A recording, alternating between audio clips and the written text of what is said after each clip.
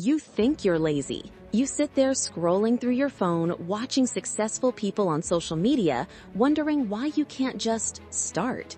But here's the brutal truth.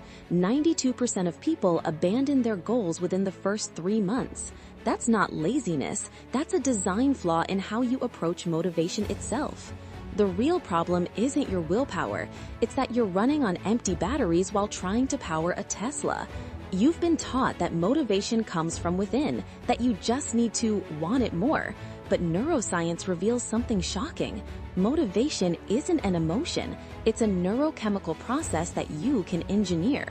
Today, I'm going to show you the 10 scientific principles that separate people who take consistent action from those who stay stuck in the thinking phase. This isn't feel-good advice. These are research-backed strategies that literally rewire your brain's reward system. We're covering 10 game-changing principles in the next 10 minutes.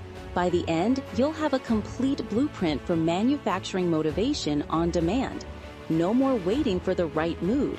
No more broken promises to yourself. Ready? Let's go. Section 1. The dopamine deception. You're chasing the wrong high. Most people think dopamine is released when you achieve something, so they wait for that rewarding feeling to motivate them. I'll feel motivated once I see some results. Dopamine isn't the reward, it's the anticipation of reward. Your brain releases dopamine before you get what you want, not after. When you finally achieve the goal, dopamine actually drops. Think of dopamine like a hunting dog. It doesn't get excited when it catches the rabbit. It gets excited when it smells the trail. The chase is the drug, not the catch. Create micro-anticipation loops. Before starting any task, spend 30 seconds visualizing the specific moment just after completion. Picture checking it off your list, the relief, the pride. You're literally training your brain to release dopamine before the work, not after. Section 2. The motivation myth. You're waiting for motivation to strike like lightning. You believe inspired action is the only real action. I need to be in the right headspace before I can do anything meaningful. Motivation is not a prerequisite for action. It's a byproduct of action. Harvard research shows that behavior change creates emotional change, not the other way around. Motivation is like hot water from a faucet. You don't wait for the water to get hot before you turn the handle. You turn the handle and then the hot water comes. Action is the handle. Use the 2-minute rule backwards. Instead of starting small, identify the 2-minute version of what you want to avoid. Can't write? Don't try to write, just open your document. The activation energy for continuing is 90% lower than starting. Section 3. The energy economy. You're managing your time instead of your energy. You schedule your hardest tasks when your willpower tank is already empty. I'll tackle the big project after I finish all these small things first. Willpower operates like a muscle with finite daily strength. Every decision, no matter how small, depletes your cognitive reserve. Peak mental energy has a 4-hour window. Your brain is like a smartphone battery. It starts at 100% when you wake up, but every app you run, every decision you make drains the battery. Would you save your most important call for when you're at 20% battery? Practice energy auditing. Track your energy levels hourly for 1 week. You'll discover your biological prime time, the 2 to 3 hour window when your brain is naturally sharpest. Schedule your most important work during this window, not around other people's schedules. Section 4. The perfectionism trap. You're confusing perfectionism with high standards. You think quality requires waiting for perfect conditions or perfect knowledge. I need to research more before I can really begin. Perfectionism isn't about quality. It's about fear disguised as virtue. The perfectionist paradox. The desire to do something perfectly prevents you from doing it at all. Perfectionism is like trying to cross a river by building the perfect bridge. Meanwhile, everyone else is getting across by hopping on stones. The goal isn't the perfect bridge, it's reaching the other side. Embrace version 1.0 thinking. Before starting anything, ask, What would the worst acceptable version of this look like? Then aim for that. You can always iterate and improve, but you cannot improve what doesn't exist. Section 5. The environment hack. You're fighting your environment instead of designing it. You rely on internal discipline to overcome external chaos. I should be able to focus anywhere if I really want it. Your environment shapes your behavior more than your intentions. Stanford research shows that environmental cues trigger automatic behaviors in under 100 milliseconds, faster than conscious thought. Your environment is like a river current. You can swim upstream using willpower, or you can position yourself so the current carries you toward your goals. Smart people choose the current. Design activation triggers in your space. Place your running shoes by your bed. Keep a book on your pillow. Put a guitar in the corner of your room. The goal isn't decoration, it's reducing the friction between intention and action to zero. Section 6. The identity shift.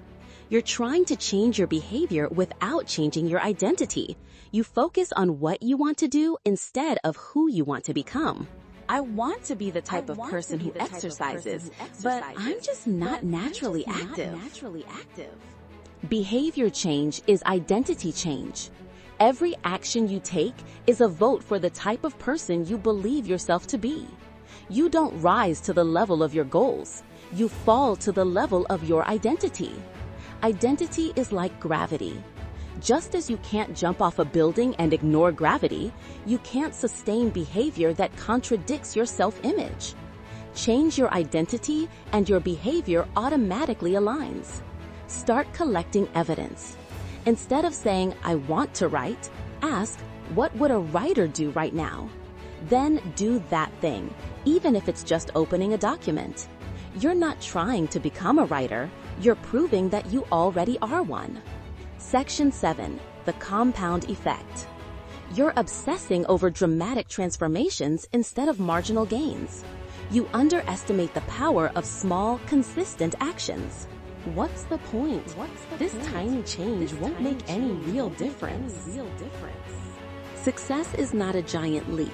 It's a series of small steps compounded over time. A 1% improvement daily results in being 37 times better after 1 year. Most people overestimate what they can do in a day and underestimate what they can do in a year. Compound growth is like rolling a snowball down a mountain. It starts tiny and moves slowly, but by the bottom, it's an avalanche. The power isn't in the first push, it's in the momentum that builds invisibly. Use the aggregation of marginal gains principle. Identify 5 tiny behaviors related to your goal. Make each one 1% better. Read 1 page. Do 1 push-up. Write 1 sentence. These aren't your goals, they're your minimums. The magic happens when minimums become automatic. Section 8. The social engine. You're trying to change in isolation. You underestimate how much your social environment controls your behavior patterns. I can do this on my own.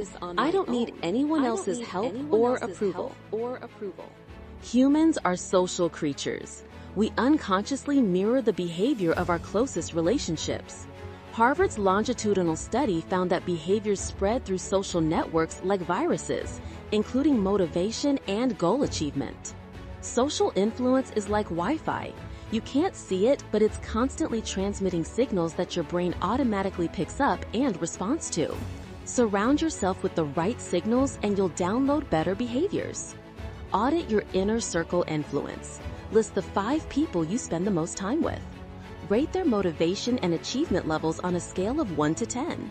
Your average will likely predict your own. Strategically spend more time with people whose behaviors you want to adopt.